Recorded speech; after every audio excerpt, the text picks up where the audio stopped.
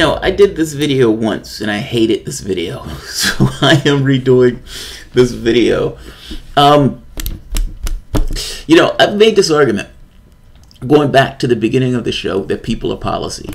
I fall on this axiom almost in a degree of like a psychic power, that if you put somebody in a particular position, in a particular role, in your particular administration, that how that person is and what that person is known for is going to be espoused through the position, regardless of who the executive is. Yes, the executive may try to push for broad policy per se, but ultimately, if you're putting the guy in the role, you're putting the guy in the role for a reason. John Bolton is a maniac. If you're putting John Bolton in that particular position, you're not trying to be a peacenik. You're going with a more, let's say, Herculean, lunaticish foreign policy. America owns the world, and everybody else needs to essentially fall beyond, before our fists. Same thing with Mike Pompeo. If you're putting Mike Pompeo in as Secretary of State, it's less of a position at that point of mending fences and more of a position of kind of antagonisms. Nevertheless, you get my point. By the same token, there's something that could be derived from that particular axiom that I think is also just as true. If a position is being created in the first place, meaning not just the individual who you're putting in a position, but the fact that you're creating the position in and of itself, then there's a reason for it. This is not a sense of, a godless universe where there's, for a hammer, there's a person who made that hammer. The hammer has a very specific purpose in the fact of the person, making the hammer, or God making the hammer, or the person making the hammer. Whereas from the standpoint of a human being, well, there's no purpose for that human being. That person wasn't made. That person was essentially in an evolutionary universe. But this is a little different. This is a person creating a position, and that person who created the position is creating the position for a reason. Bring in one Bernie Sanders. Now, there's an article that comes out in Politico that's saying that Bernie Sanders is beefing up his staff for 2020. Now, he's already won his seat for senator, so what in the world could he be beefing up his staff for? I have a suggestion, or I have an answer. At least what I think the answer is. Bernie Sanders is going to run for president. That's what I think. Otherwise, what would be the person beefing up your staff? You've won your Senate seat. What reason, what purpose would there be for Sanders or a campaign associated with Sanders to take on this, debt and all this other stuff associated with it? He is looking around and he's trying to determine who's going to run with him. I suspect that at the point where a person is running for president of the United States, the decision has already been made. What oddball would just on a whim says, all right, you know what? Yeah, fuck it, I'm going to run. Let's go do it. Let's do it. I'm just going to run. Donald Trump, yes. But not when Bernie Sanders. If anything, Sanders is maybe playing coy with this. He already knows the answer to this question about whether or not he's running. And he's just beefing up or doing what he believes is necessary to, let's say, increase and enhance his chances in 2020. And that's shoring up the staff that's going to be around him when he makes this run.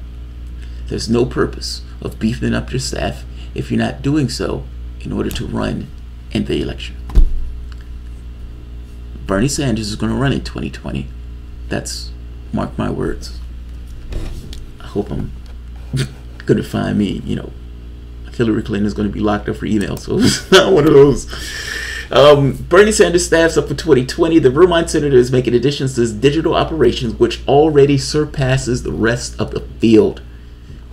Bernie Sanders is adding firepower to his political team ahead of the potential 2020 campaign, locking down digital alumni who were key to his surprise performance in 2016 and recruiting the media productions company that helped launch Alexandria Ocasio-Cortez to prominence. The flurry of activity detailed by 4 people familiar with the campaign's thinking is the latest sign that Vermont senator is closing in on a decision to run for president in 2020. Not closing in. What would be the reason for him doing this? The reason for him to do this would be to not close in on a decision. The decision is probably already made. I'm just saying. Behind the scene moves underscores one of Sanders' key strengths. He's poised to enter the Democratic field ahead of a digital media operation. So again, this is just getting this idea that he's beefing up people on his digital media operation. Essentially, he's been in talks with the people who worked with Alexandria Ocasio-Cortez in her victory. But again, I suspect that decision has already been made. But they're not going to out Sanders in what Sanders already wants to say. Meaning, if the decision had been made, and if Sanders said, yes, we're going to be working together if I run in a presidential campaign, but more than likely I'm running a presidential campaign, then they already know. But they're never going to come out and say it ahead of the candidate himself. They're not going to pull a Joe Biden, where he says Obama doesn't care about the gay marriage stuff or whatever, and then Obama has to come out and say, yes, Joe Biden is right. I was going to come out and say something, but he jumped the gun on me. They're never going to jump the gun on him on this.